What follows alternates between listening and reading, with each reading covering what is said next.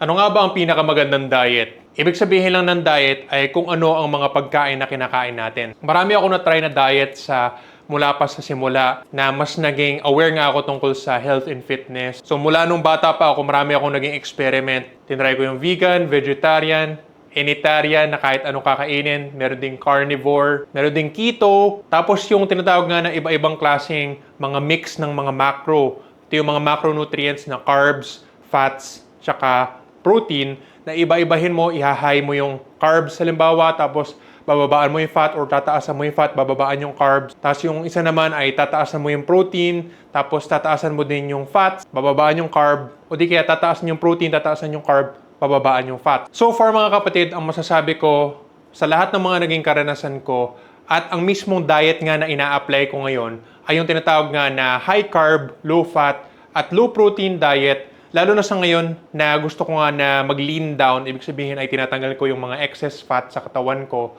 At yung nangyari nga doon sa diet na to, ginagawa ko mula na nga 92 kilos ako, ay naging 83 kilos na lang ako. So 83 na lang yung bigat ng timbang ko sa ngayon. Tapos hindi siya effortful, hindi siya mahirap gawin dahil nga ay mahilig ang mga Pinoy naman talaga sa kanin.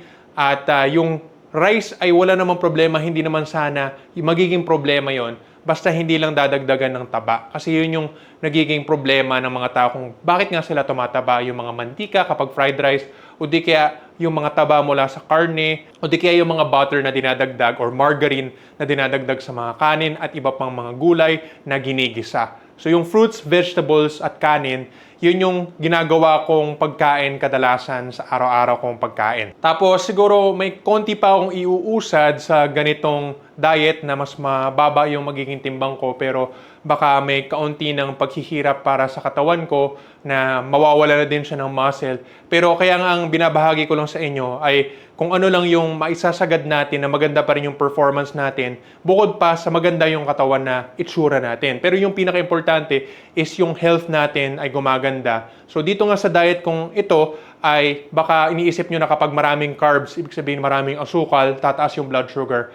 Pero dahil nga doon sa mga blood test na pinagdaanan ko, nakita ko nga na yung fasting blood sugar ko ay normal lang din. Kasi alam nyo, yung tinatawag nga ng mga blood sugar spikes o yung tumataas yung insulin tsaka yung blood sugar natin, normal lang naman yan kapag kumain tayo, tapos bababa lang din yan pagkatapos ng mga isang oras. Pero kapag halimbawa kumain tayo ng carbs, tapos maraming mantika or fats, matagal yung pagtaas niya, tapos mananatili siya sa taas, tapos matagal din yung pagbaba niya. So, ang mas maganda nga sana yung may mabilis lang na pag-akyat tapos pagbaba para makapunta ulit sa normal. Kasi ibig sabihin, na-absorb na ng katawan natin yung asukal at yung energy mula dyan. Ito yung tinatawag nga ng mga insulin sensitivity or insulin resistance. Ibig sabihin na insulin sensitivity, mabilis makapasok yung mga sugar sa ating katawan para magamit ng mga muscles natin.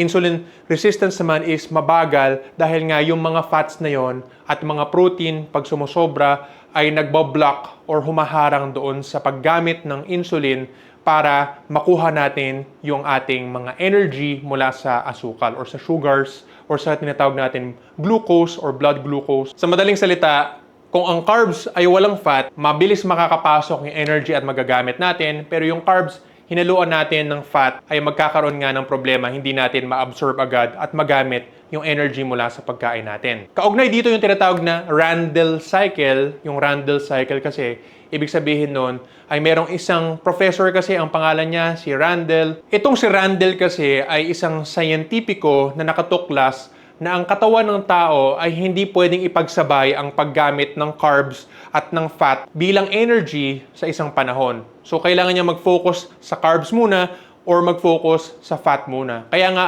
ang pag-mix ng mga macros, yung macronutrient ng carb tsaka fat, ay hindi recommended lalo na kapag gusto mong magkaroon ng advantage doon sa pagda-diet mo na gumanda or mas bumilis yung metabolismo. Kasi mas nababagalan kasi yung katawan na tunawin yung dalawang pagkain kapag hinahalo ang mga ito. So ano ibig sabihin nito sa practical na paraan? Kung nagda-diet ka, lalo na kung gusto mo na ma-maximize yung fat loss mo, ay ipaghiwalay mo yung pagkain mo sa carbs, so sa mga kanin, sa gulay, sa prutas, at saka sa mga mamantika na pagkain o di kaya yung nuts, in seeds. Kasama na din dito yung mga karne na may taba. So nandyan din yung mga butter o di kaya mga milk na mas mataas yung fat. Nandyan din nga yung mga prutas na medyo mataas yung fat katulad ng avocado or yung olives na lalo na kapag yung mga olive oil or coconut oil, nandyan yung mga fats na yan. So depende yan sa kung ano yung gagawin mong diet strategy. Pero sinasabi ko lang sa inyo, binabahagi ko sa inyo kung ano yung karanasan ko sa pagda-diet na ganito. Yung high carb, low fat, low protein, yun yung ginagawa kong diet para ma-maintain nga yung katawan ko sa timbang ko na ito. Tapos, maganda yung performance ko, malinaw yung isip ko, tuloy-tuloy ako, hindi ako nakakaranas ng gutom, pero mabilis yung pagbaba ng timbang. So, ito yung nakikita ko nga na baka ito yung pinaka-diet para sa tao. Tapos minsan, kapag may mga araw na may piyesta o di kaya birthday o iba pang mga kaganapan or gusto ko lang lumabas para kumain na halimbawa sa linggo na matry naman ng ibang mga bagay, pwede akong kumain ng medyo fatty o di kaya minsan nga ay magdadagdag din ng karne kung gusto ko. Pero hindi naman kailangan. Pero yun nga yung mga paminsan lang na pagkain na ganyan, kaugnay din doon sa mga sinasabi ng mga tao doon sa blue zones.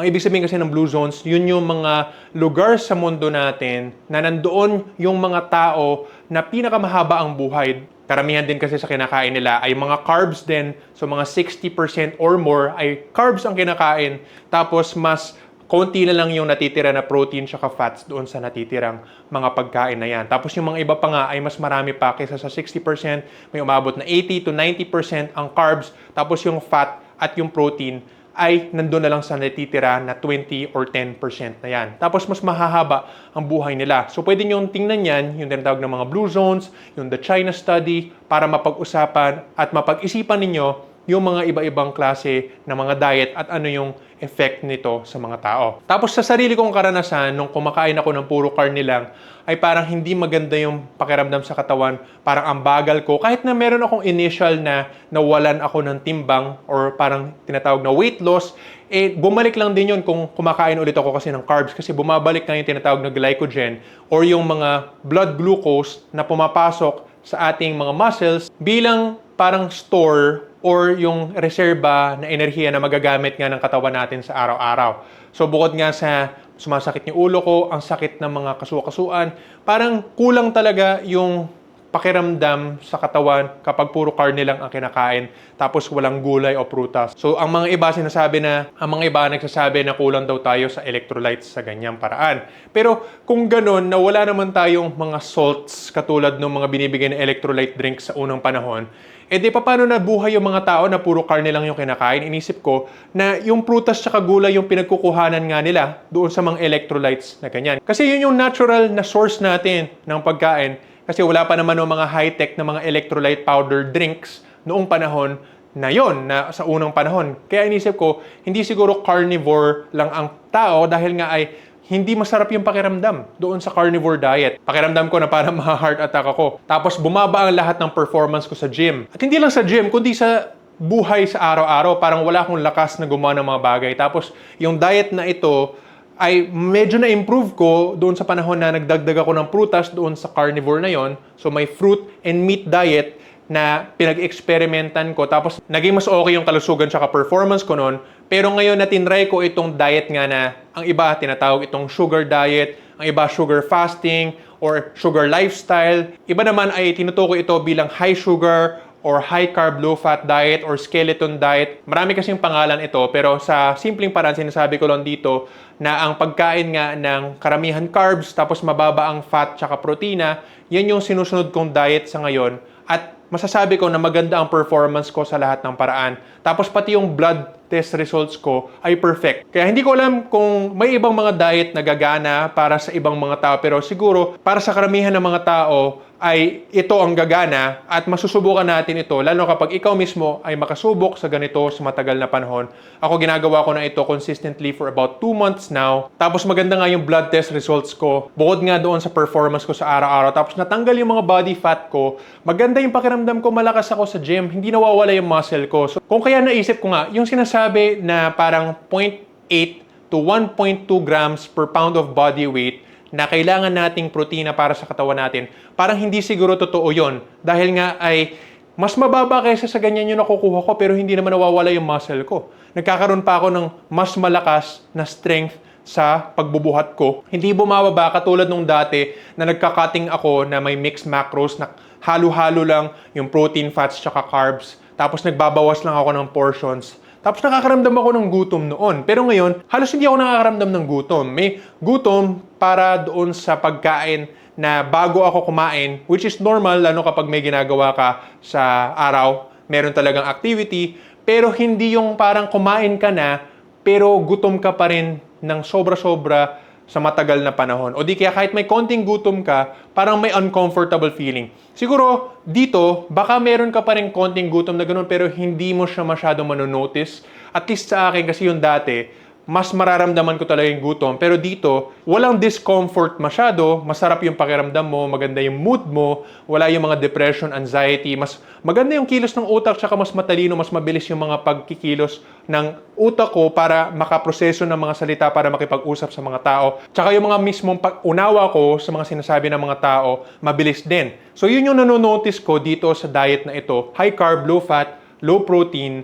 Although yung protein, inisip ko, eksperimentuhan ko din yan na pag halimbawa nandun ako sa bulking phase ko na gusto kong mas lumaki, kung meron nga bang effect kung gaano kalaki yung protein na tinitake ko. Pero sa ngayon, nag-cut ako, palagay ko malapit na ako na matapos doon sa cut ko dahil nga may definition na ako sa katawan ko. Tapos mas maliksi na ako dahil nga magaan ako, nakatanggal ako ng 7 kilos. Or more siguro kasi parang 92 yung pinakamataas ko. So 92. So mga 9 kilos nga yung natanggal sa akin. So almost 20 pounds, di ba? Ang masasabi ko ay sana matry nyo kapatid. At may ginagawa nga ako na guide ngayon tungkol sa kung paano isasagawa ito para sa mga tao dito sa Pilipinas. Pero bibigyan ko kayo ng basic na kung ano yung kinakain ko. So prutas, tsaka gulay, at kanin. So prutas, yung lahat ng mga iba-ibang klaseng prutas, karamihan siguro ay magiging available ang saging dahil yan yung pinakamura at accessible dito sa Pilipinas. Sunod yung mangga. Tapos as much as possible, iba-ibang klaseng prutas ang mas maganda nga para iba-iba yung mga sustansya makuha natin. So may melon,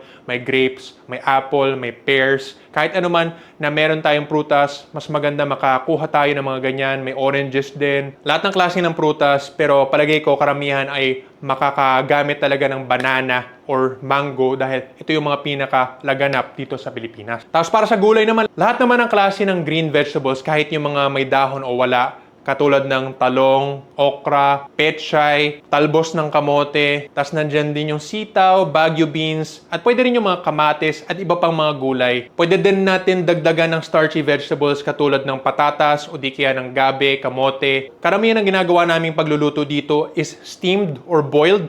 So tatanggalin natin yung paggisa at pagprito dahil nga ma-oil yung mga yan. Kung gusto mo ma-maximize itong protocol nga na low fat at low protein, high carb, dapat makaiwas tayo doon sa mga mamantikang paraan or sa matabang paraan ng pagkain or pagluto. Siyempre, pwede rin yung kanin, tsaka mais at iba pang mga starch staples natin. Pero kung gusto mo talaga na mas mabilis yung pagtanggal ng taba na excess sa katawan mo, ay bawas-bawasan or tanggalin mo yung mga starch na vegetables at mas damihan mo nga yung prutas katulad ng saging. Pwede rin yung saging na green or yung mga saba na hindi pa hinog. Tapos pwede mo siyang ilaga or steam. Tapos pwede mong kainin yon. Yun yung ipapalit mo sa kanin. Kung gusto mong mas mabilis lalo, dahil nga meron tinatawag itong resistant starch na nakakain natin, nabubusog tayo, pero hindi siya pumapasok sa katawan natin bilang enerhiya na makakadagdag doon sa calories natin. So meron tayong mga iba-iba na mga technique katulad niyan na sana ma-try natin. Pero nasa sa inyo, hindi naman tayo nagmamadali. Sinasabi ko lang sa inyo na kapag nagawa nyo ito, bukod nga sa babawas yung mga excess nating taba, ay gaganda yung kalusugan natin at performance natin sa araw-araw dahil nga yung katawan natin, lalo na yung mga utak natin, talagang gumagana yan sa glucose. Ibig sabihin yung sugar or yung asukal na nasa loob ng mga prutas, gulay at mga starches na ito yung primary fuel source para gumana or mag-perform tayo ng pinakamaganda sa ating araw-araw na buhay. Dahil nga dito sa diet na to ay hindi ko na kailangan magkape, mag-energy drinks, or caffeine, or kahit anong stimulants, at pati yung yosi at ano pa man na nakakabigay sa atin ng parang high para tayo ay magising, hindi nyo nakakailanganin yan kapag nagawa nyo ng maayos itong diet na ito, tapos sapat yung magiging enerhiya nyo mula sa asukal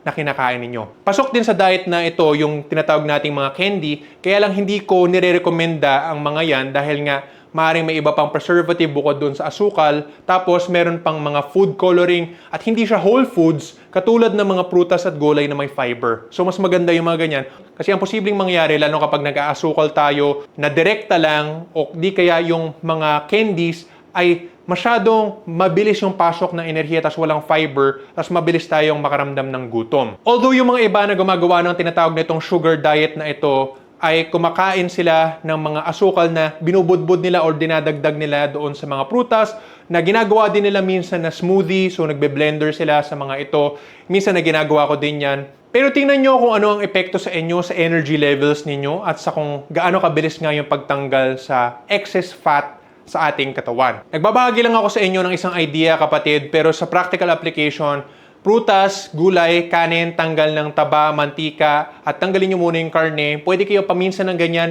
Sa akin kasi yung parang tinatawag na cheat day na wala na yung rules muna doon sa diet na ito ay sa Sunday o di kaya kung meron mga piyesta na darating. Pero itong tinuturo ko sa inyo na high carb, low fat, low protein or tinatawag nga na sugar fasting or sugar diet ay isang pamamaraan nga, isang tool para matanggal nyo yung mga excess na timbang or excess na fat ninyo na hindi nyo kakailanganin dahil gusto nyo syempre na maganda ang inyong itsura at maganda ang inyong performance. Bilang pagbalanse nga lang doon sa mga araw na kakain tayo na walang kahit anong mga restriction, na walang kahit anong pagpipigil sa kahit ano, na karne, taba, mantika, abayan, para lang maibalik natin sa balanse at kagandahan ang ating kalusugan at ang ating itsura sa ating katawan. So try nyo kasi yan so far nakikita ko na isa sa pinaka-importante talaga na pamamaraan ng pamumuhay dahil yung pangkalahatang self-improvement papuntang langit na tinuturo ko dito, napaka-importante ng diet kasi yung pagkain ang bumubuo sa kung ano ang magiging pakiramdam natin at yung kalusugan ng ating katawan. Tapos malakas yung kalusugan natin sa katawan natin, magiging malakas din yung pundasyon para makakuha tayo at makasagap, makapagpalago sa ating spiritual na kamalayan. So yung awareness natin, syempre nandito sa loob ng katawan natin. So kung maganda yung pakiramdam sa katawan natin, meron tayong magiging stable na panggagalingan para maka-explore tayo ng walang hadlang sa mga spiritual na mundo. Sana ma-explore mo tong diet na to, kapatid, kasi importante nga yan. At kung gusto mo ng coaching tungkol sa diet na ito na mas masinsinan, sali ka sa Secure Healer School na membership na may mga coaching plans para mas matutukan ko kayo. Or di kaya mag-book kayo ng coaching consultation para maturuan ko kayo, matulungan ko kayo tungkol sa plano ninyo, sa kung paano gagawin ito para sa sarili ninyo. Salamat po at God bless. Kapatid, kung nagustuhan mo ang video na ito at gusto mo ng mas detalyado at masinsinan na pag-aaral nga sa lahat ng mga tinuturo ko at maging katulad ko o di kaya ay mag-improve lang sa pangkalahatan sa self-improvement papuntang langit, sana makasali ka sa Secure Healer School. Ito ang exclusive membership site ko na may bayad ayon sa level ng membership na gusto mong i-avail. Sana magkita-kita tayo sa loob ng Secure Healer School. Salamat po at God bless.